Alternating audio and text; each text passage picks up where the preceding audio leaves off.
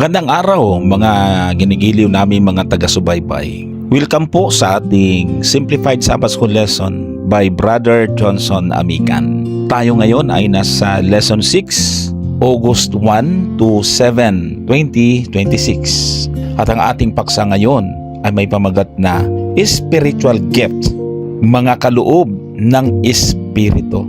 Muli, nais nating pasalamatan ang ating mga minamahal na kapatid na walang sawang sumusubaybay sa ating pong Simplified Sabbath School Lesson audio version. Ang audio version na ito ay espesyal na inihanda para sa mga kapatid na abala sa trabaho, nasa biyahe, mga driver o kaya'y pasahero.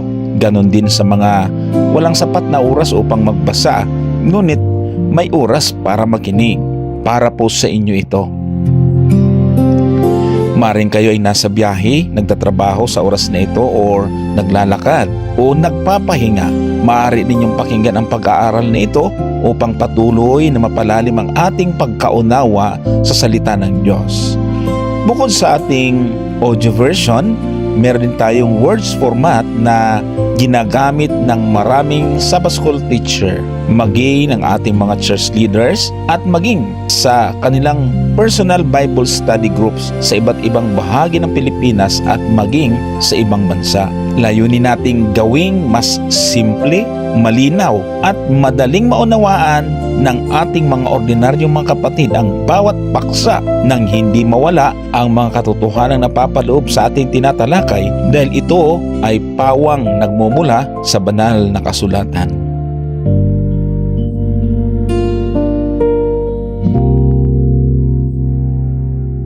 Saan ka man kaanib na iglesia, welcome ka sa pag-aaral na ito dahil ang mensahe ay mula sa banal na kasulatan. Ang ating audio version ay available din sa pag-aralan natin YouTube channel at ang ating words format ay matatagpuan ninyo sa Facebook account na Johnson Llamas Amican. Samantalang ating English version na words format ay makikita naman ninyo sa page ng pag-aralan natin ministry. Muli, dalangin namin na sa bawat araw ay lalo tayong lumago sa pananampalataya, mapalapit lalo kay Kristo at higit na maihanda sa kanyang malapit ng pagbabalik.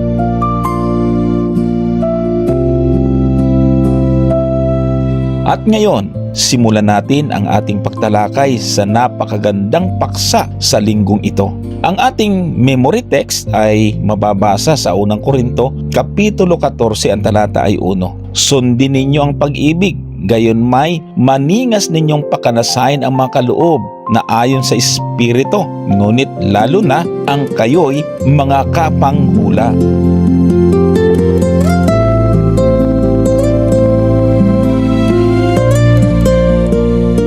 Mga kapatid, bawat tao ay may kanya-kanyang kakayahan. May magaling magsalita, magturo, umawit, tumulong, manguna, mag-encourage sa kapwa o maglingkod sa iba. Pero ang tanong ay, saan ba nanggaling ang mga kakayahang ito?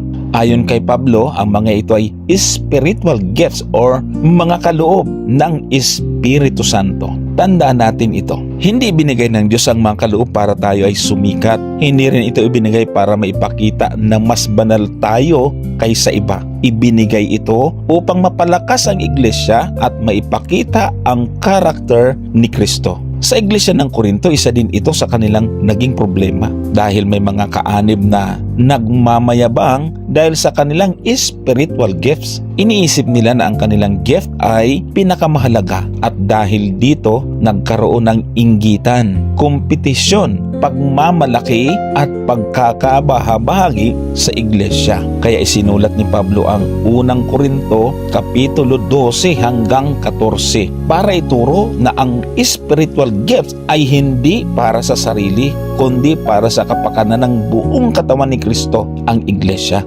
Katulad din ng katawan natin, merong mata, kamay, paa, tenga, puso at iba pang bahagi. Magkakaibang papel o gawain ang mga sangkap na ito, subalit pare-pareho ang lahat ng bahagi ay mahalaga. Ganito inilarawan ang iglesia, hindi pare-pareho ang ating gift Pero pare-pareho tayong mahalaga sa Diyos. Kapag ang bawat isa ay ginagamit ang kanyang kaloob ng may pag-ibig, nagiging matatag, nagkakaisa at lumalago ang iglesia. Kaya mahalagang bawat punto at kailangan natin itong maunawaang mabuti. Sa buong paksang ito, pag-aaralan natin ang mga ito. Ang una, knowledge about spiritual gifts.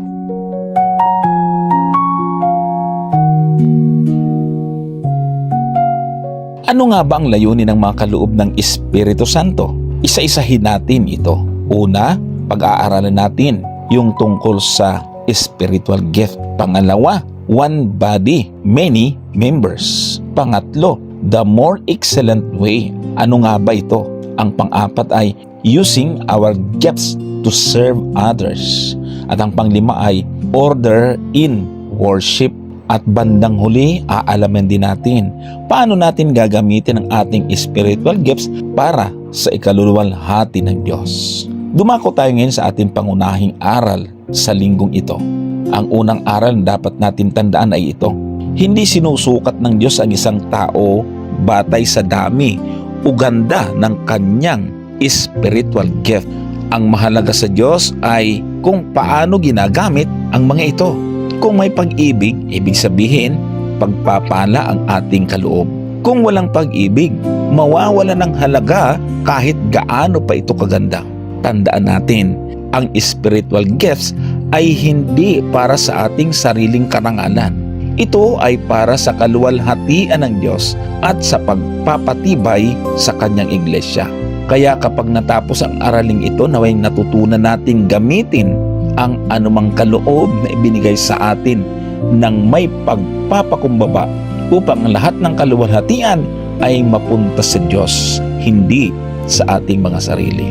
Varieties of gifts. Pag-usapan natin ang iba't ibang kaloob, subalit iisang Diyos. Sa unang Korinto, Kapitulo 12, talatang 4 hanggang 6. Ngayon may iba't ibang mga kaloob, datapwat iisang Espiritu, at may iba't ibang mga pangangasiwa, datapwat iisang Panginoon, at may iba't ibang paggawa, datapwat iisang Diyos na gumagawa ng lahat ng mga bagay sa lahat. Noong nakaraang linggo, pinag-aralan natin na ang lahat ng ginagawa natin ay dapat para sa ikaluluwalhati ng Diyos. Ngayon naman, pag-aaralan natin ang tungkol sa spiritual gifts. Paano natin ito gagamitin sa ikaluluwalhati ng Diyos? Maraming Kristiyano ang nagtatanong, ano ba ang spiritual gift? Pare-pareho ba tayo ng gift? Bakit may magaling magturo, may mahusay umawit, may mahusay mangaral, at may mahusay maglingkod? Ang sagot ni Apostol Pablo ay simple. Hindi pare-pareho ang kaloob, pero iisa ang Diyos na nagbigay nito. Hindi binibigyan ng Diyos ang lahat ng pare-parehong talento. Tandaan natin ito. Binigyan niya tayo ng iba't ibang kaloob upang sama-sama nating mapalago ang kanyang iglesia. Isa-isahin natin ang magagandang mensahe dito.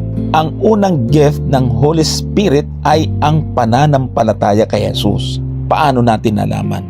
Unang Korinto 12:3. Kaya't ipinatatalastas ko sa inyo na wala sino mang nagsasalita sa pamamagitan ng Espiritu ng Diyos ay nagsasabi, si Jesus ay itinakwil, at wala sino man ay makapagsasabi, si Jesus ay Panginoon, kundi sa pamamagitan ng Espiritu Santo.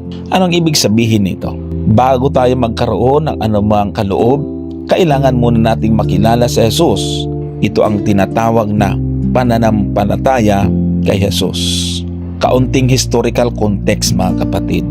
Alam niyo po, sa panahon ni Apostol Pablo, napakadelikadong sabihin ang salitang Jesus is Lord. Bakit? Dahil ang gusto ng Roman Empire sa panahong iyon, ang sasabihin ng lahat ng tao ay Caesar is Lord. Kapag sinabi mo sa panahong iyon na Jesus is Lord, parang sinasabi mong hindi si Caesar ang pinakamataas sa panahong iyon at maaari kang mamatay dahil doon. Kaya sinabi ni Paul, ang pananampalataya kay Jesus ay regalo mismo ng banal na Espiritu. Hindi natin kayang manampalataya sa ating sariling lakas. Ang Diyos mismo ang gumawa nito sa ating puso. Tandaan natin ito. Punta tayo sa pangalawa. Iba't iba ang kaloob pero galing lahat sa iisang Diyos. Mahalagang punto ito. Basahin natin ang unang Korinto 12:4 hanggang 6. May iba't ibang mga kaloob. Doon sa binasa natin sa unang Korinto 12:4 hanggang 6, may iba't ibang mga kaloob, ngunit iisang Espiritu, iisa ang Panginoon, iisa ang Diyos. Ibig sabihin, hindi gusto ng Diyos na pare-pareho tayong lahat. Merong magaling magturo, magaling umawit, magaling mangaral, mahusay mag-encourage, mahusay mag-organize, magaling tumulong, ganun din sa pananalangin, mahusay magbigay. Sa totoo lang, marami mga kapatid ang akala mo walang pakinabang pero matulungin. Ang ganitong uri ng kaloob ay kakaunti lang ang meron. Ang aming ministry ay nakaranas ng ganyang kaloob na nakita namin sa ibang mga kapatid. Kaya nakakarating kami sa kung saan saang lugar para mangaral dahil silang nagbibigay sa amin ng panggastos sa evangelism. Lahat ng iyan ay mahalaga. Hindi ibig sabihin na mas magaling ang isang gift kaysa iba. Ang mahalaga ay ating ginagamit ang ating kaloob para kay Kristo, hindi para sa sarili ang mga kaloob. Unang Korinto 12, talatang 7. Datapwat sa bawat isa ay ibinigay ang paghahayag ng Espiritu upang pakinabangan naman. Opo mga kapatid, hindi binigay ng Diyos ang spiritual gifts para tayo ay sumikat. Hindi ito para magkaroon tayo ng title. Hindi rin para masabing ako ang pinili or anointed. Ang spiritual gift ay para makatulong sa iglesia. Kapag ginamit natin ang kaloob para sa ating sariling papuri, mawawala ang tunay nitong layunin.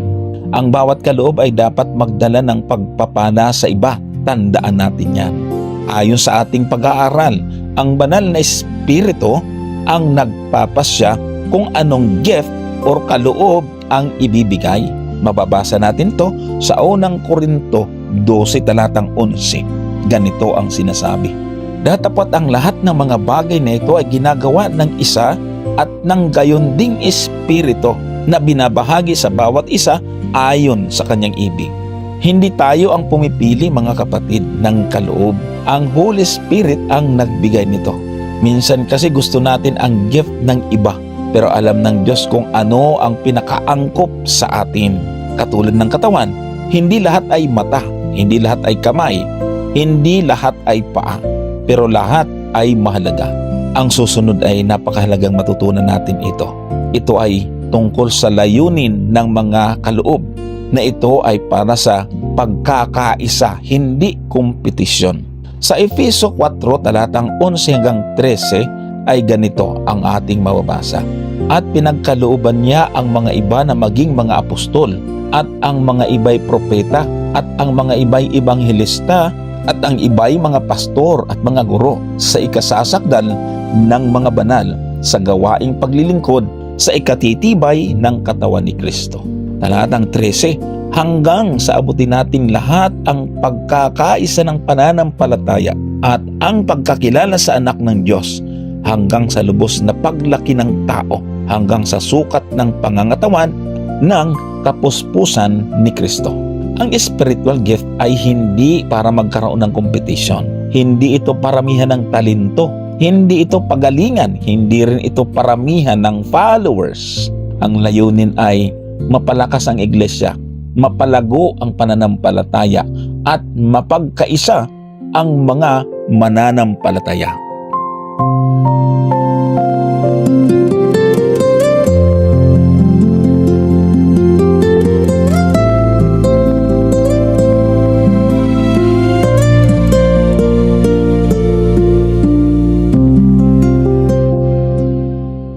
Kapag ginagamit ang gift para sa sarili, nagkakaroon ito ng inggitan. Pero kapag ginamit ito para kay Kristo, lumalakas ang buong church. Tanungin natin ang ating mga sarili, mga kapatid. Ginagamit ko bang aking gift para sa Diyos o pang sarili? Natutuwa ba ako kapag pinagpapala ng Diyos ang iba? Handa ba akong maglingkod kahit walang nakakakita? At nagagamit ko bang aking talento upang palakasin ang iglesia? Tandaan natin ito, mga kapatid. Hindi tayo tinawag ng Diyos upang maging pari-pareho. Tinawag niya tayong maging isang katawan na may iba't ibang bahagi. Kaya itanim natin sa ating isipan na ang bawat isa ay may espesyal na kaloob. At kapag ginamit natin ang mga kaloob ng may pagpapakumbaba at pag-ibig, lalong lumalakas ang iglesia at lalong maluluwalhati ang Diyos. Kaya huwag nating kainggitan ang talent ng iba dahil malamang may talent ka rin na wala sila. Yan ang huwag nating kakalimutan. Ulitin natin ang mahalagang punto na ito. Una, ang unang spiritual gift ay ang pananampalataya kay Jesus. Pangalawa, iba-iba ang spiritual gift pero iisa ang pinanggagalingan, ang Diyos. Ang mga kaloob ay hindi para sa sariling papuri, kundi para sa kapakinabangan ng iglesia. Ang Holy Spirit ang nagbibigay ng gift ayon sa kanyang kaloob. At ang huli, ang tunay na layunin ng spiritual gifts ay pagkakaisa, paglilingkod at pagluwalhati sa Diyos. Unity through diversity. Pagkakaisa sa gitna ng pagkakaiba. Pag-aralan natin ito. Maraming tao ang nag-iisip na kapag magkakaiba tayo ng personality, talent, or spiritual gift, ay mahirap magkaroon ng unity.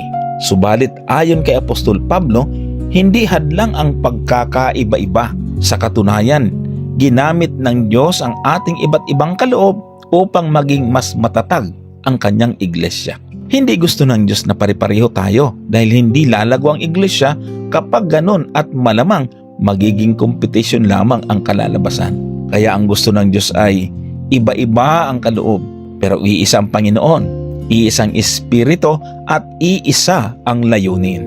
Magaganda ang nilalaman ng mga talata kung ating babasahin ang unang Korinto 12, talatang 12 hanggang 31. Sa mga talatang ito, masasagot natin kung bakit inihalin tulad ni Pablo ang iglesia sa katawan ng tao.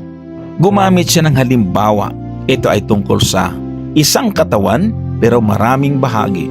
Mababasa natin ito, unang Korinto 12 talatang 12. Sapagkat kung paanong ang katawan ay iisa at may maraming sangkap at ang lahat ng mga sangkap ng katawan, bagaman marami, ay iisang katawan. Gayon din naman si Kristo. Tingnan natin ang ating mga katawan, mga kapatid. May mata, may tenga, ilong, kamay, paa, puso at utak. Lahat sila ay magkakaiba. Magkakaiba ng trabaho. Pero iisa ang katawan. Ganyan din ang church. Hindi lahat ay pastor, layman, elder, preacher, singer, teacher, musician, and evangelist. Iba-iba tayo, mga kapatid. Pero lahat tayo ay bahagi ng katawan ni Kristo. Kaya nga, hindi kailangang pare-pareho ang gift para maging mahalaga. Itatak natin sa ating mga isipan ito. Walang maliit na miyembro sa iglesia. Unang Korinto 12, 15 hanggang 16. Kung ating pababawin ang mga talata, ganito ang ibig sabihin.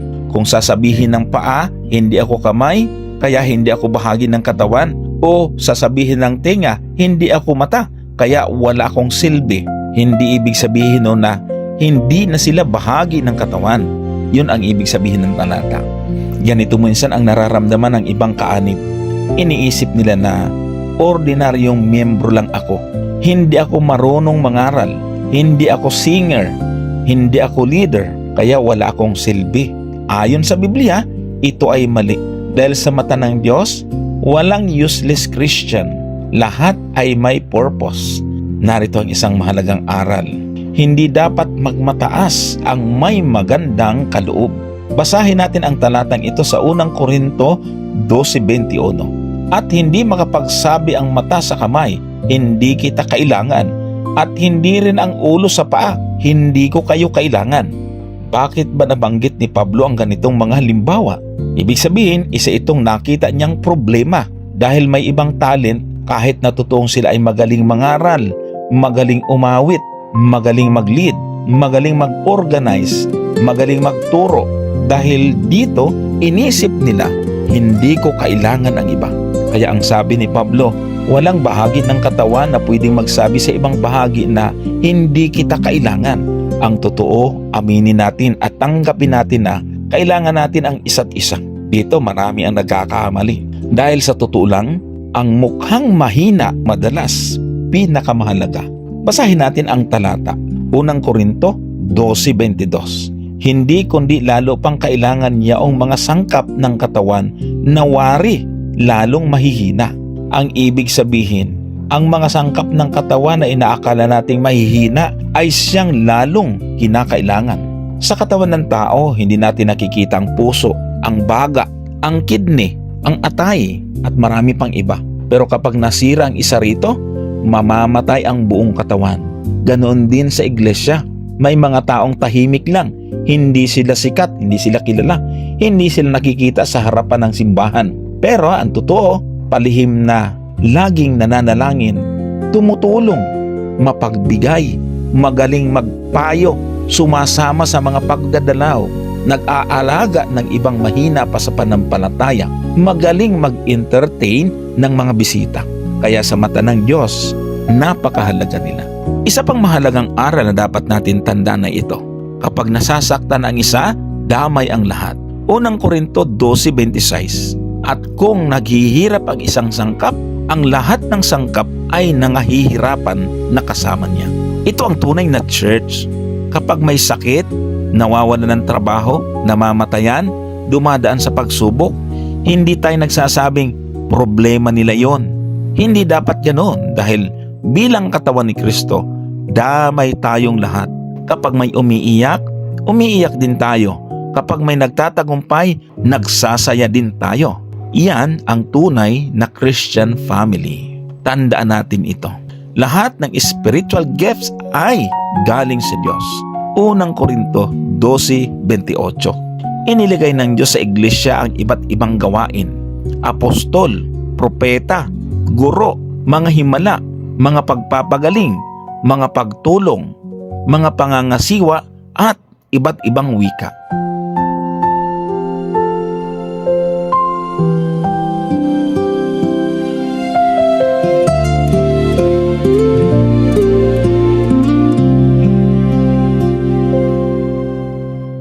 Maliwanag ang sinasabi ng talata. Hindi tayo ang pumipili ng kaloob. Ang Diyos ang nagbibigay. Kaya hindi tayo dapat mainggit, magmataas o maliitin ang kaloob ng iba. Ang bawat kaloob ay ibinibigay para sa ikabubuti ng iglesia. Kaya ang tanong ay, ano ang kaloob ko? May sagot ang banal na kasulatan. Roma 12:6-8. At may iba't ibang paggawa, datapat iisang Diyos na gumagawa ng lahat ng mga bagay sa lahat. Datapat sa bawat isa ay ibinibigay ang paghahayag ng Espiritu upang pakinabangan naman.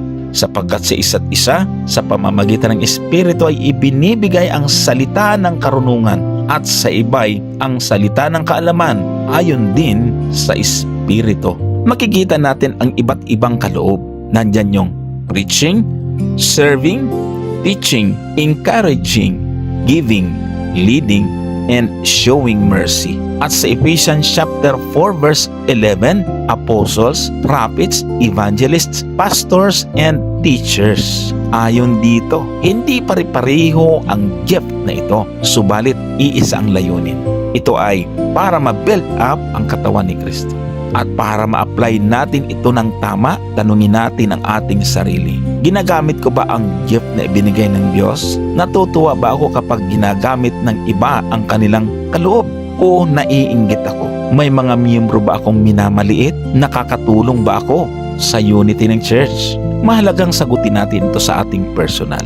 Tandaan, hindi kailangan ng Diyos ng iglesyang puno ng magkakapariho. Ang gusto niya ay iglesyang puno ng iba't ibang tao na nagkakaisa kay Kristo. Kapag ang bawat isa ay ginagamit ang kanyang spiritual gift ng may pagmamahal, lalakas ang iglesia, lalawak ang gawain, at makikita ng mundo ang pagmamahal ni Kristo.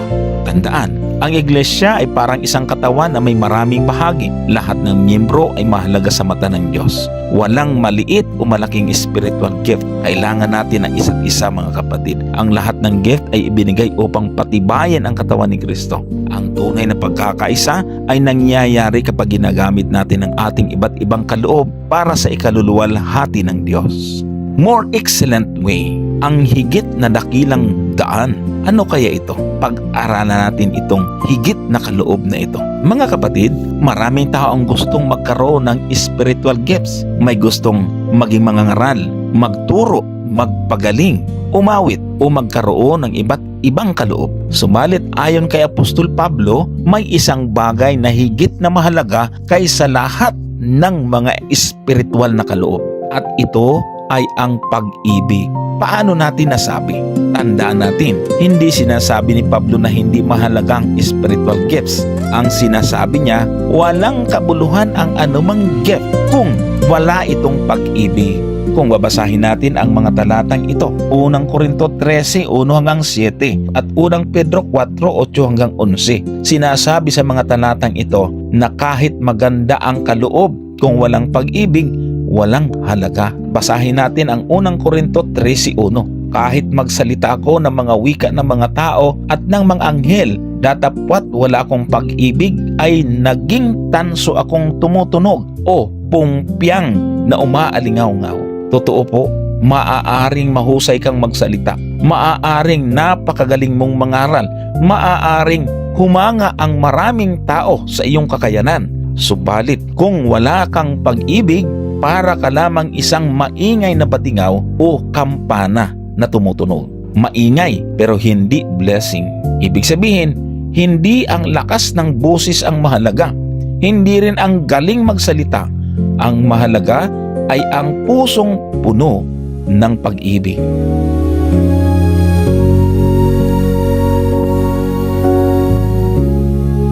Napakalinaw ng mensahe sa talata. Ang ibig sabihin ay kahit malalim ang iyong kaalaman, kung walang pag-ibig, wala ring silbi. Punta tayo sa 1 Korinto 13 talatang 2. At kung magkaroon ako ng kaloob ng panghuhula at maalaman ko ang lahat ng mga hiwaga at ang lahat ng mga kaalaman, at kung magkaroon ako ng buong pananampalataya na anupat mapalipat ko ang mga bundok, datapwat wala akong pag-ibig, ay wala akong kabuluhan. Matindi ito. Maraming tao ang maraming alam sa Biblia. Marunong silang magpaliwanag. Mahusay silang magtanggol sa doktrina. Pero minsan, habang dumarami ang kanilang kaalaman, nawawala naman ang kanilang pagmamahal sa kapwa-tao. Nagiging walang kwenta ang lahat ng ito. Ang tunay na Kristiyano ay hindi lamang tama ang doktrina, kundi may tamang pakikitungo sa kapwa-tao. Mas gusto ng Diyos ang pusong may pag-ibig kaysa utak na puno lamang ng kaalaman, subalit mabagsik naman sa kanyang kapwa. Kaya nga malinaw sa talata na sinasabi, kahit malaki ang iyong panampalataya, kung walang pag-ibig, wala rin itong halaga. Ulitin natin ang talata, 1 Korinto 13:2. Kung magkaroon ako ng buong pananampalataya na anupat mapalipat ko ang bundok, datapwat wala akong pag-ibig, ay wala akong kabuluhan. Maliwanag, napakalaking pananampalataya ng tinutukoy dito. Kaya niyang ilipat ang bundok sa ibang lugar. Kaya lang ang sabi ni Pablo, kahit ganun kalaki ang ating pananampalataya, kung wala namang pag-ibig, wala pa ring kabuluhan. Ang ibig sabihin, ang sukatan ng pagiging Kristiyano ay hindi lamang kung gaano kalakas ang ating pananampalataya. Mas mahalaga kung gaano tayo kamapagmahal sa ating kapwa. May magandang tanong. Ano ang tunay na pag-ibig? Sa 1 Korinto 13, talatang 4 hanggang 7, gusto kong basahin ang magandang balita Biblia. Ang sabi ay ganito: kung ang pag-ibig ay matyaga at magandang loob, hindi mainggitin, hindi mayabang, ni mapagmataas man, hindi magaspang ang pag-uugali, hindi makasarili, hindi magagalitin o mapagtanim ng sama ng loob sa kapwa, hindi ito natutuwa sa masama, sa halip ay nagagalak sa katotohanan. Ang pag-ibig ay matiisin, mapagtiwala, puno ng pag-asa at nagtitiyaga hanggang wakas. Dito, hindi sinabi ni Pablo kung ano ang mararamdaman ng pag-ibig. Sa halip, ipinakita niya kung paano ito isinasabuhay. Isa-isahin natin ang binanggit sa talata. Una, ang pag-ibig ay matiisin. Ibig sabihin, matyaga, hindi madaling sumuko, patuloy na nagmamahal kahit mahirap. Pangalawa, mabait. Ibig sabihin, hindi nananakit, hindi mapang-api, laging handang tumulong. Pangatlo, ang sabi, nagagalak sa katotohanan. Ibig sabihin, hindi natutuwa sa kasalanan. Masaya kapag ang katotohanan ng Diyos ang nananaig at pinag-uusapan. Kaya kaibigan, kung ikaw ay nag-i-enjoy sa kasalanan, hindi yan ang pag-ibig na nais ng Diyos. Ang sabi roon, matiisin. Ibig sabihin, hindi agad umaalis kapag may problema. Nananatili itong tapat. Sumunod, naniniwala or mapagtiwala. Ibig sabihin, hindi ito mapaghinala, handang magtiwala hanggat maaari. At ang sumunod ay umaasa. Ibig sabihin, hindi agad nawawala ng pag-asa. At ang sumunod, nagpapakatatag. Ibig sabihin nito, patuloy na nagmamahal kahit sinusubok. Ang tanong, ano naman ang hindi ginagawa ng pag-ibig? Ayon mismo sa talatang binasa natin, ang pag-ibig ay hindi naiinggit, hindi nagyayabang, hindi mapagmataas, hindi bastos, hindi makasarili, hindi madaling magalit, hindi nagtatala ng kasalanan ng iba, hindi natutuwa sa kasamaan. Ito ang tunay na subukan sa ating mga Kristiyano. Hindi lamang kung gaano tayo kagaling, kundi kung paano natin tratuhin ang ating kapwa. Ang pag-ibig ang nagpapaganda sa lahat ng spiritual gift ayon sa mensahe. Sa unang Pedro Kapitulo 4 talatang 10, mangaglingkod ang bawat isa ayon sa kaloob na tinanggap niya. Ang sabi ay mangaglingkod sa bawat isa. Ibig sabihin, ang gift ay nagiging pagpapala lamang kapag ito ay ginagamit ng may pag-ibig. Kung walang pag-ibig, ang kaloob na ito nagiging dahilan paminsan ng pagmamataas, inggitan, competition at pagkakabahabahagi. Subalit kapag may pag-ibig, ang lahat ng kaloob ay nagiging instrumento ng Diyos upang mapalakas ang iglesia. Bakit sinasabi sa talata na ang pag-ibig ang pinakadakila? Maganda ito. Unang Korinto Kapitulo 13 talatang 13. Datapot ngayon nananatili ang tatlong ito, ang pananampalataya, ang pag-asa at ang pag-ibig. Ngunit ang pinakadakila sa mga ito ay ang pag-ibig. Ipaliwanag natin ito. Ayon sa Biblia, ang pananampalataya ay paniniwala sa bagay na hindi nakikita. Tandaan ito. Balang araw, ang pananampalataya ay magkakaroon ng katuparan.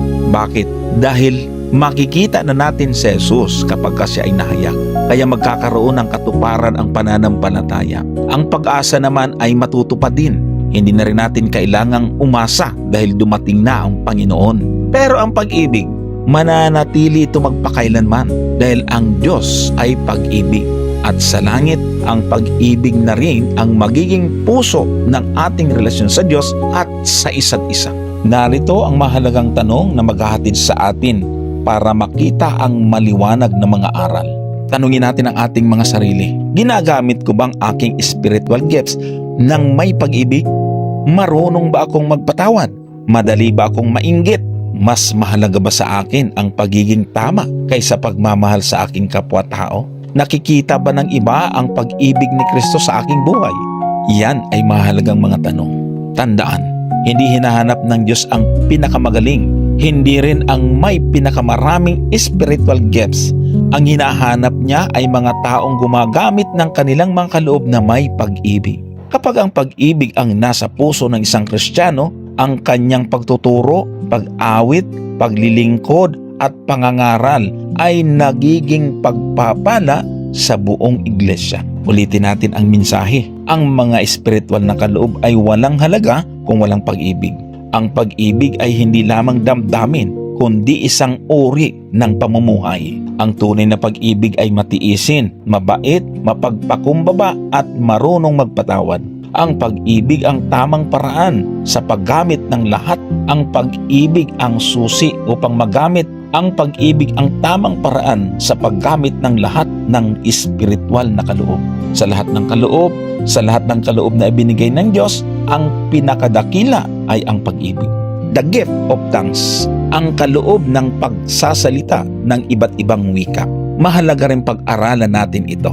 Isa sa mga pinagtatalo ng spiritual gift hanggang ngayon ay ang gift of tongue or speaking in tongues. Kaloob ng pagsasalita ng iba't ibang wika.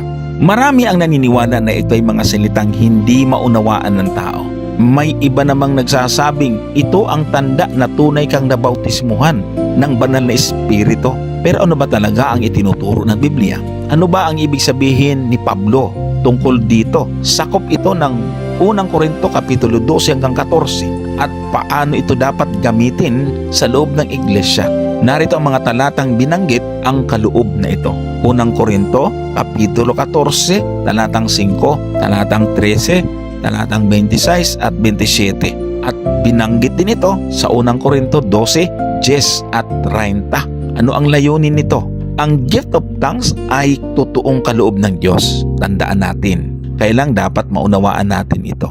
Sa unang Korinto 12, sa iba ay iba't ibang wika. Anong ibig sabihin? Dito, hindi tinatanggi ni Pablo ang gift of tongues. Sa katunayan, kinilala niya itong isa sa mga ipinagkaloob ng Espiritu Santo. Ibig sabihin, totoo ang kaloob na ito.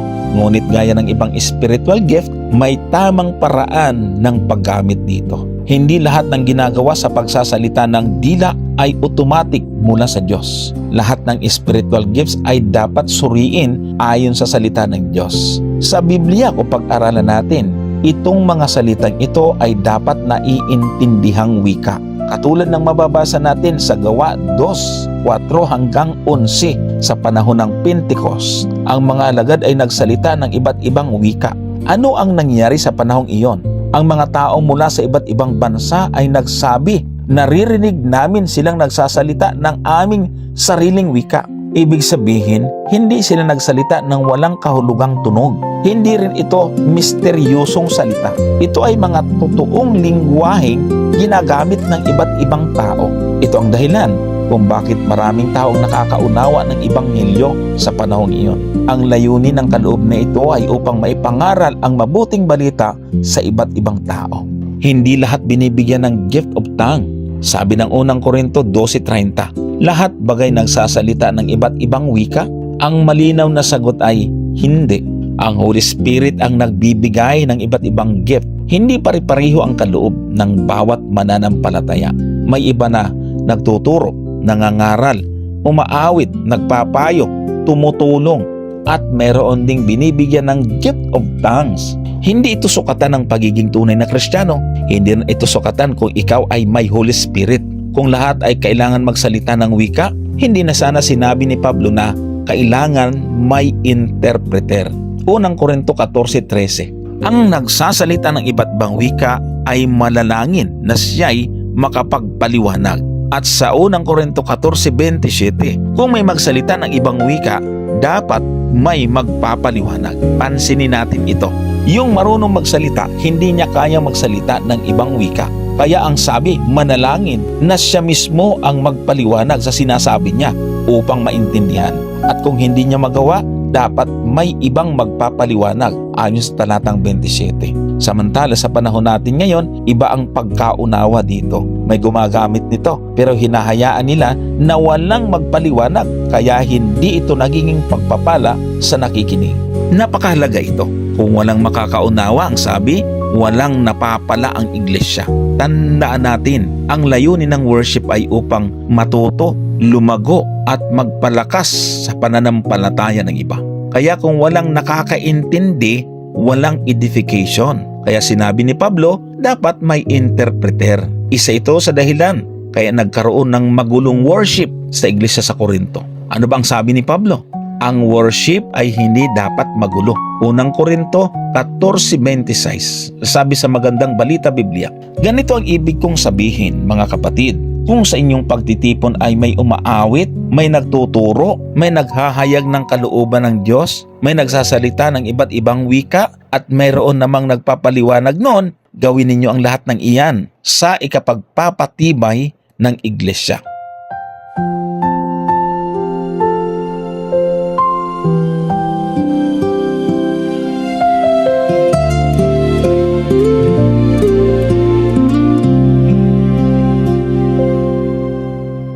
Malinaw ang sinabi, gawin ang lahat sa ikatitibay. Lahat ng ginagawa ng iglesia dapat nagpapalakas ng pananampalataya, magbigay liwanag, magturo ng katotohanan. Hindi para magpakitang gilas, hindi rin para humanga ang tao. Kung ang isang gift ay nagdudulot ng kalituhan, hindi iyon ang layunin ng Espiritu Santo. Bakit ba ito naging problema sa Korinto? Ang mga kapatid sa Korinto ay labis na pinapahalagahan ang gift of tongues. Para bang ito ang pinakamahalagang kaloob. Dahil dito, nagkaroon ng kompetisyon. Kalaban nila yung espiritu ng hula. Nagkaroon ng kalituhan at kaguluhan sa pagsamba. Kaya paulit-ulit silang itinuwid ni Pablo.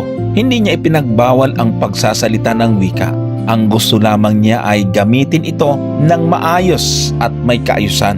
Ang mas mahalaga ang wika niya ay maunawaan ang mensahe. Unang Korinto 14:5. Ang sabi niya, mas ibig ko pang manghula kayo kaysa magsalita ng iba't ibang wika, maliban na lamang kung may magpapaliwanag.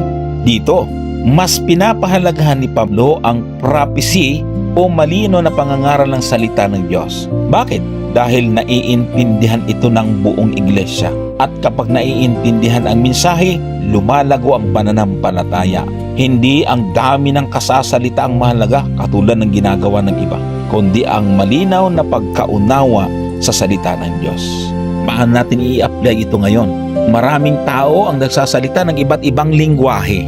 May marunong sa English, Japanese, Korean, Chinese, Spanish at iba pa.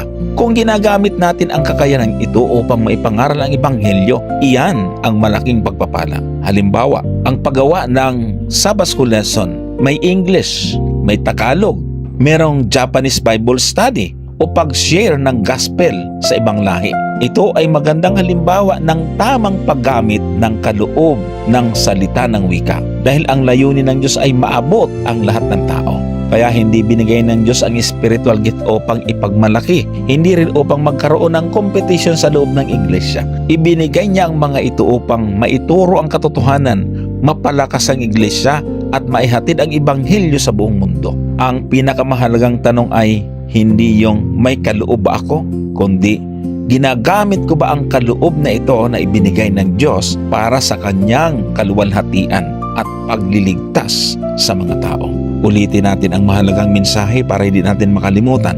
Ang gift of tongues ay tunay na spiritual gift mula sa Diyos. Sa Biblia, ito ay tumutukoy sa totoong mga lingwahe na naiintindihan ng mga tao at ibang lahi. Hindi lahat ng mananampalataya ay binigyan ng gift of tongues. At kung may kaloob ng salita ng wika sa pagsamba, dapat ito ay may interpreter upang maintindihan ng buong iglesia. At ang lahat ng makaloob na ito ay dapat gamitin na may kaayusan, pagmamahal at para sa ikatitibay ng iglesia.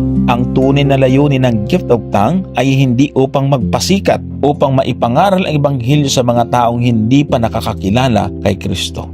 Gift of prophecy. Ano naman ito? Ang kaloob ng propesiya. Isa sa mga pinakamahalagang spiritual gifts, binigyan diin ni Pablo. Ito ay ang gift of prophecy. Kapansin-pansin na halos sa lahat ng pagkakataon, inuuna niya ang prophecy kaysa gift of tongues. Bakit kaya? Dahil ang layunin ng prophecy ay patibayin ang iglesia ayon mismo sa talata. Samantalang ang gift of tongues ay may pakinabang lamang kung ito ay nauunawaan. Kaya pag-aralan natin ngayon ang tungkol dito. Ano ba talaga ang gift of prophecy? At bakit ito pinakamahalaga sa buhay ng iglesia? Sa Efeso 4:11 hanggang 13 at 1 Korinto 14:3 hanggang 4, ang spiritual gift ay ibinigay para sa paglago ng iglesia. At sa Efeso 4:11 hanggang 13, basahin natin sa Magandang Balita Biblia. At binigyan niya ang ilan ng kaloob upang maging mga apostol, ang iba na may mga propeta, ang iba'y mga ebanghelista, at ang iba'y mga pastor at mga guro. Ginawa niya ito upang ihanda sa paglilingkod ang lahat ng mga hinirang, upang maging matatag ang katawan ni Kristo, hanggang sa makarating tayo sa pagkakaisa ng pananampalataya at pagkakilala sa anak ng Diyos, at maging ganap ang ating pagkatao ayon sa pagiging ganap ni Kristo. Hindi nagbibigay ang Diyos ng spiritual gifts para magkaroon ng sikat o espesyal na tao sa iglesia. Ibinigay niya ang mga ito upang palakasin ang iglesia, ihanda ang mga mananampalataya at pagkaisahin ang katawan ni Kristo.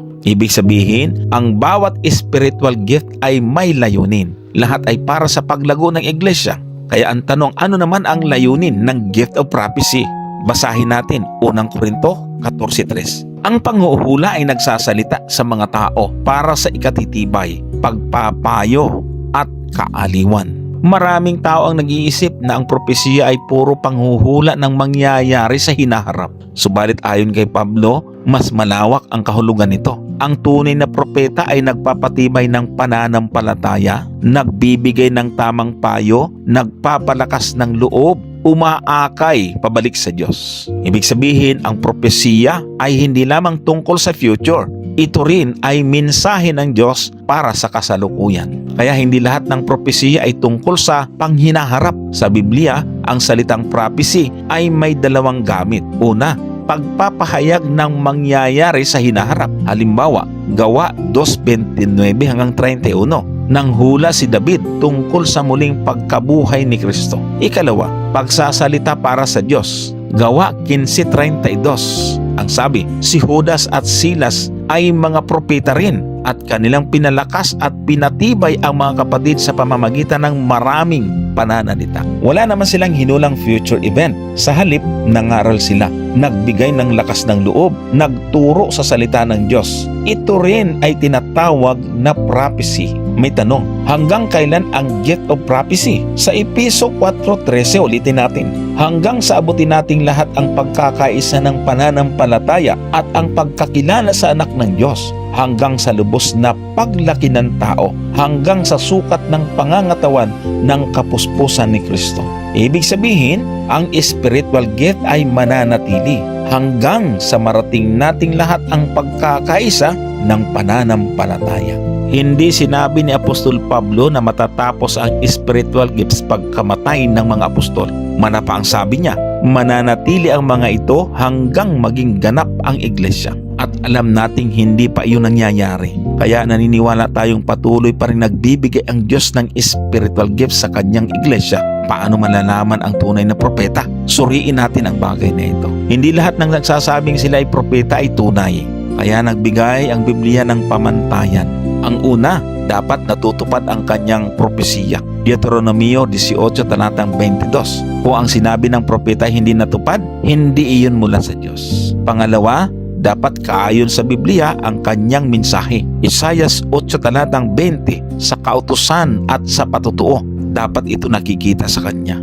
Hindi maaaring salungatin ng isang propeta ang salita ng Diyos. Ang tunay na propeta ay laging naaayon sa Biblia. Isa pa, itinatanyag niya si Kristo. Sa unang Juan 4:1 hanggang 3, mga minamahal, huwag kayong magsipaniwala sa bawat espiritu, kundi inyong subukin ang mga espiritu kung sila sa Diyos, sapagkat maraming nagsilitaw na mga bulaang propeta sa sanglibutan. Dito'y nakikilala ninyo ang espiritu ng Diyos. Ang bawat espiritong nagpapahayag na si Jesucristo ay naparitong nasa laman ay sa Diyos. At ang bawat espiritong hindi pinapahayag na si Jesus ay hindi sa Diyos, at ito ang sa Antikristo na inyong narinig na darating at ngayon nasa sanglibutan na.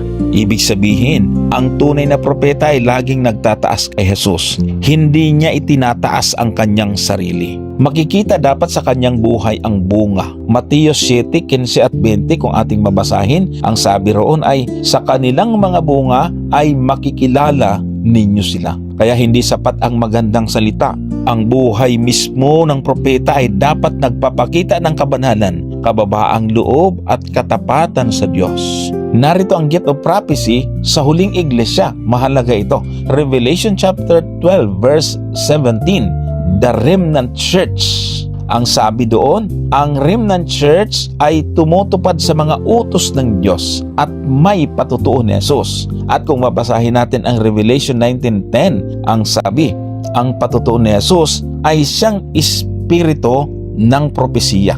Naniniwala ang Seventh-day Adventist Church na isa sa mga katangian ng nalabing iglesia ay ang pagkakaroon ng gift of prophecy. Hindi ito kapalit ng Biblia. Sa halip, inaakay nito ang mga tao pabalik sa Biblia.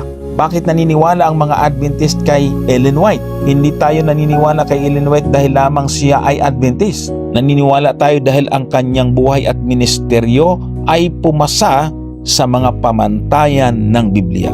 Nakikita natin na ang kanyang mga mensahe ay naaayon sa Biblia. Lagi niyang itinataas si Kristo. Ang bunga ng kanyang ministeryo ay nagdala ng milyon-milyong tao kay Jesus at ang kanyang mga sinulat ay nagpapatibay sa pananampalataya at sa misyon ng iglesia. Higit sa lahat, palagi niyang sinasabi na ang Biblia ang tanging sukatan ng pananampalataya. Tinatawag pa nga niya ang kanyang mga sinulat bilang lesser light na umaakay patungo sa greater light, ang banal na kasulatan. Kaya nga kung may naririnig tayo na ang sulat niya ay ipinapantay sa Biblia, ay hindi ito ang tamang paggamit ng kaloob na ito. Sa panahon ngayon, marami ang nagsasabing sila ay propeta. Marami rin nagsasabing may bago silang revelation. Kaya hindi tayo dapat basta-basta naniniwala. Laging itanong, kaayon ba ito sa Biblia?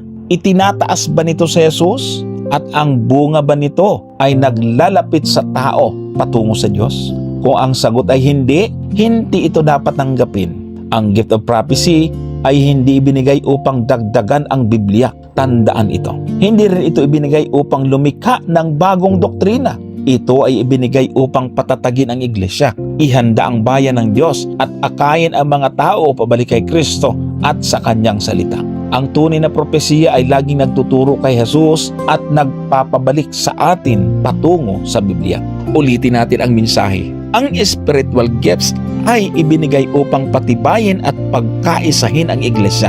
Ang pangunahing layunin ng prophecy ay ang magpatibay, magpayo at magbigay ng kaaliwan sa bayan ng Diyos. Hindi lahat ng propesiya ay tungkol sa hinaharap. Marami rito ay mensahe ng Diyos para sa kasalukuyan. Ang tunay na propeta ay dapat masuri ayon sa Biblia.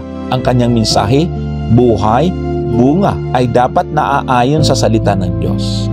Naniniwala ang Seventh-day Adventist Church na ang gift of prophecy ay nananatili hanggang sa wakas at nakita natin ito sa ministeryo ni Mrs. Ellen G. White na ang layunin ay akayin ang mga tao pabalik sa Biblia at kay Hesukristo.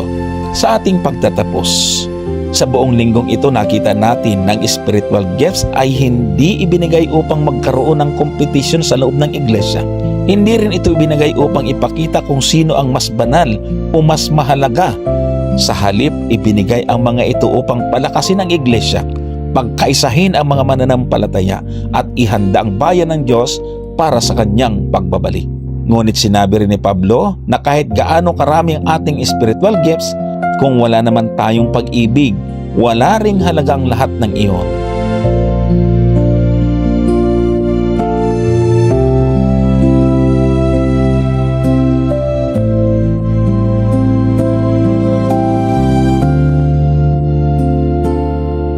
Mga mahalagang kaisipan mula kay Mrs. White. Sinabi ni Ellen White na may isang manggagawa na mahusay magsalita. Ang iba naman ay mahusay magsulat. Ang iba ay may kaloob ng taimtim na pananalangin. Ang iba ay may kaloob sa pag-awit. Ang iba naman ay may kakayanang magpaliwanag ng salita ng Diyos. At ang bawat kaloob ay dapat maging kapangyarihan ng Diyos sapagkat siya mismo ang nakikipagtulungan sa kanyang mga manggagawa. Napakaganda ng paalalang ito. Hindi pare-pareho ang ating kakayanan. May ilan na mahusay mangaral, may ilan na mahusay magturo, may ilan na mahusay umawit, may ilan na mahusay gumawa ng multimedia, may ilan na mahusay magsulat, may ilan na mahusay magbigay ng Bible studies, may ilan na mahusay mag-organize. Lahat ng ito ay mahalaga. Hindi kayang pare-pareho ang ating gawain. Ang mahalaga, ginagamit natin ang ating mga kaloob para sa Diyos. Sinabi rin ni Mrs. White, huwag hamakin ang mga tila maliit na kaloob. Huwag tiklupin ang inyong mga kamay dahil iniisip niyong wala kayong magagawang dakilang gawain. Napakaraming Kristiyano ang nagsasabing, wala naman akong talent, hindi naman ako marunong mangaral, hindi ako singer, hindi ako leader. Pero hindi iyon dahilan upang hindi tayo maglingkod. Minsan, ang simpleng pagdalaw, pagngiti, pag-anyaya, pag-abot ng pagkain, o pagdarasal para sa iba ay ginagamit ng Diyos upang iligtas ang isang tao. Sa Diyos, walang maliit na ministry. Sinabi niya, ang iba't ibang kaloob na ibinigay sa iba't ibang tao ay dapat magsama-sama para sa ikatitibay ng katawan ni Kristo. Ito mismo ang itinuro ni Pablo. Kapag nagtutulungan ang iglesia, lumalakas ito. Kapag nagkakaisa ang mga spiritual gifts, lumalago ang misyon. Ngunit kapag may inggitan, kompetisyon at pagmamataas, humihina ang iglesia. Kaya tanungin natin ang ating mga sarili, ano ang spiritual gift na ipinagkaloob sa akin ng Diyos? Ginagamit ko ba ito para sa kanyang kaluwalhatian? O ginagamit ko ito upang purihin lamang ako ng tao? Laging tandaan, hindi ang dami ng gift ang mahalaga, kundi ang pagiging tapat sa paggamit nito. Mga kapatid, ang iglesia ay parang isang katawan. Hindi magiging kumpleto ang katawan kung wala ang mata. Hindi rin magiging kumpleto kung wala ang kamay. Hindi rin magiging kumpleto kung wala ang paa. Ganoon din sa iglesia. May spiritual gift ang bawat isa. Kaya huwag mong isipin na wala kang silbi sa gawain ng Diyos. Maaaring ang iyong maliit na paglilingkod ang siyang magdala ng isang kaluluwa kay Kristo. Tandaan natin ang pinakamahalagang aral sa buong sanglinggong ito. Ang pinakamagandang spiritual gift ay ang gift na ginagamit ng may pag-ibig para sa kaluwalhatian ng Diyos. Summary, sa linggong ito natutunan natin na ang Holy Spirit ang nagbibigay ng iba't ibang spiritual gift sa bawat mananampalataya. Sa lahat ng spiritual gift ay may layuning patibayin at pagkaisahin ang iglesia. Walang maliit o malaking spiritual gift sa paningin ng Diyos. Kahit ang gift of tongues ay dapat gamitin ng may kaayusan at may interpreter. Ang gift of prophecy naman ay ibinigay upang magpatibay, magpayo at magbigay ng kaaliwan sa bayan ng Diyos. Ang tunay na propeta dapat ay laging naaayon sa Biblia at nagtataas kay Jesucristo. Ang pag-ibig ang pinakadakilang prinsipyo sa paggamit ng lahat ng spiritual gift.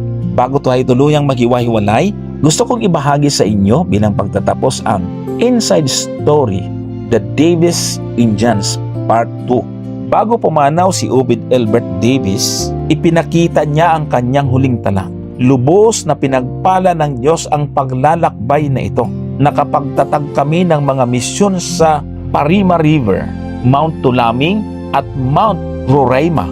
Katatapos lamang naming maglatag ng isang misyon nang ako ay magkasakit. Noong June 31, 1911, namatay si Davis dahil sa Blackwater Fever. Inilibing siya ni Chief Jeremiah sa paanan ng Mount Roraima. Bago siya namatay, nangako siya sa mga katutubo. Sabi niya, may darating na iba pang ipagpapatuloy ang pagtuturo sa inyo. Pagkatapos ng kanyang kamatayan, tuwing Sabado, nagtitipon ang mga katutubo sa kanyang libingan. Umaawit sila ng "There's not a friend like the lowly Jesus." Paulit-ulit silang humihiling ng bagong guro, ngunit lumipas ang 14 na taon bago muling nakabalik ang isang Adventist missionary. Noong 1918, may isang explorer na nakakita ng grupo ng mga katutubo. Namangha siya dahil umaawit sila ng wikang English na "There's not a friend like the lowly Jesus." Inilabas pa nila ang mga gamit ni Brother Davis at nagsagawa ng simpleng pagsamba. Noong 1922, si Chief Jeremiah ay naglakad ng 4 na linggo papunta sa Adventist Mission Office sa Georgetown. Hindi siya humingi ng pagkain, hindi siya humingi ng pera. Isa lamang ang kanyang pakiusap, "Padalhan ninyo kami ng guro." Kaya noong 1925, sa wakas ay nakarating sila W.E. Baxter at si C.B. Sutton sa Mount Roraima. Pagdating nila, ibinigay ni Chief Jeremiah ang isang bungkus ng mga papel. Kasama rito ang sulat ni Davis na may pitsang July 17, 1911. Nakasulat doon na 130 katao ang nagpasyang maging tapat kay Kristo at sa mga aral ng Seventh-day Adventist Church.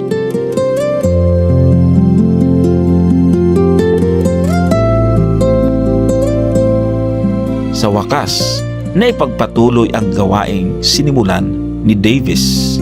Noong 1927, dumating sina Arthur at Elizabeth Koch upang ipagpatuloy ang misyon. Pagkalipas ng mga taon, lumago ang gawain ng Diyos. Ngayon, ang 54 bed sa Adventist Hospital sa Georgetown, Guyana ay ipinangalan kay Obed Elbert Davis. At noong unang bahagi ng 1980, mahigit sa 1,500 Adventist na ang kaanib sa mga tinatawag na Davis Indians. Napakaganda ng kwentong ito. Si Obed Davis ay walang malaking pangalan sa mundo. Hindi siya naging tanyag, hindi siya naging mayaman, hindi rin siya nagkaroon ng mahabang buhay. Ngunit ginamit niya ng buong katapatan ang spiritual gift na ipinagkaloob ng Diyos sa kanya. Ang kanyang pangangaral, ang kanyang pagtuturo, at ang kanyang pananampalataya at ang kanyang pag-ibig sa mga kaluluwa ay nagbunga ng napakaraming taong tumanggap kay Kristo.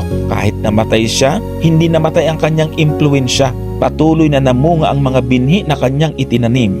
Ito ang kapangyarihan ng isang spiritual gift na ginagamit para sa ikaluluwalhati ng Diyos. Mga kapatid, sa buong linggong ito ay natutunan natin na ang Diyos ay nagbibigay ng iba't ibang kaloob sa kanyang mga anak. Hindi upang tayo magpasikat, hindi upang magkaroon ng kompetisyon, hindi upang maging mataas ang tingin natin sa ating sarili, kundi upang maitayo ang iglesia, mapalakas ang pananampalataya at maihatid ang ebanghelyo sa mga taong hindi pa nakakakilala kay Kristo.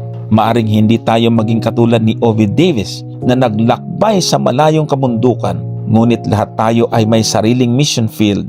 Maaring ito ay ang ating pamilya, ang ating trabaho, ang ating paaralan, ang ating komunidad, o kahit sa social media.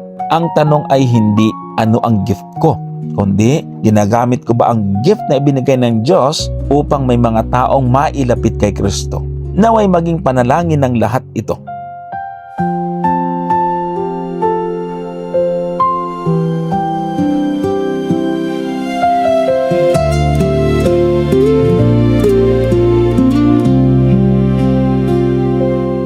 Panginoon, salamat sa mga kaloob na iyong ipinagkatiwala sa akin. Tulungan mo ako upang gamitin ang mga ito ng may pag-ibig, may kababaang loob at may katapatan upang ang iyong iglesia ay lumago, upang ang iyong pangalan ay maluwalhati at mas marami pang kaluluwa ang makakilala kay Jesus bago siya dumating.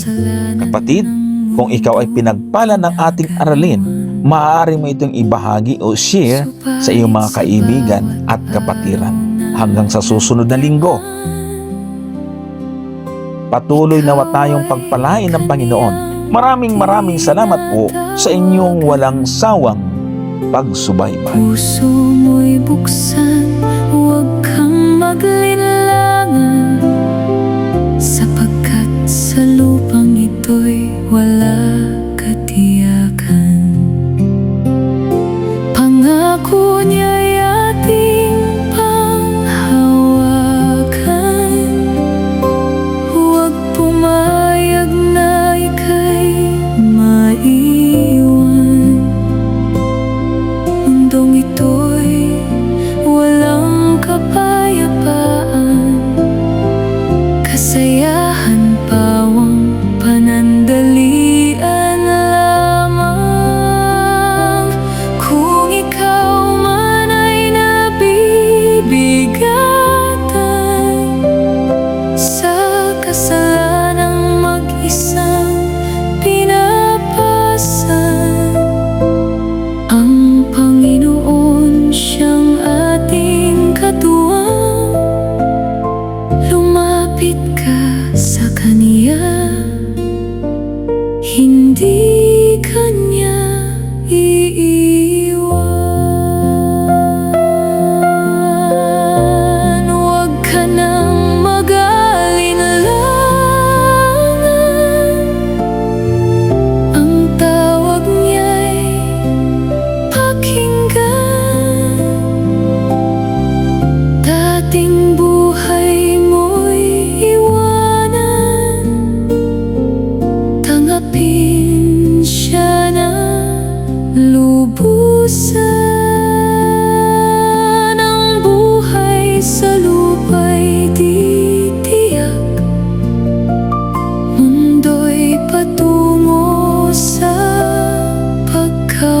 mawawasag. Panginoon, ang tanging pag-asa, ang ating tanging tagapagligtas.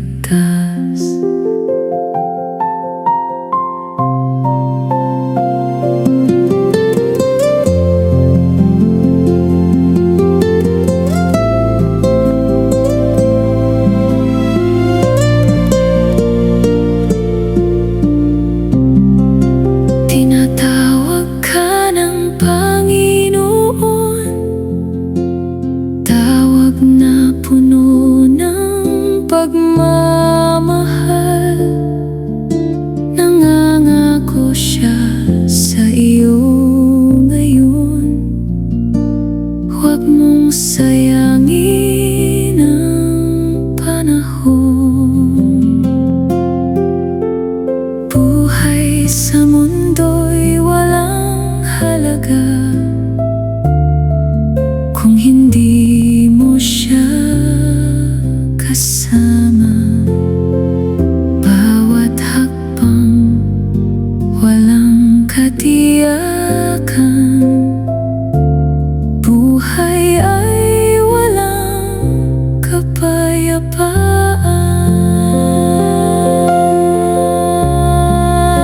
Ngayon ang tamang oras, huwag mong hintayin ang bukas. Hiram na buhay, di alam ang wakas. Kaya tanggapin ngayon ang tagapagligtas. Tatanggapin kita, O Panginoon, maglilingkod sa'yo mula ngayon. Habang nabubuhay sa buong panahon, buhay ko'y iaalay bilang aking tugon.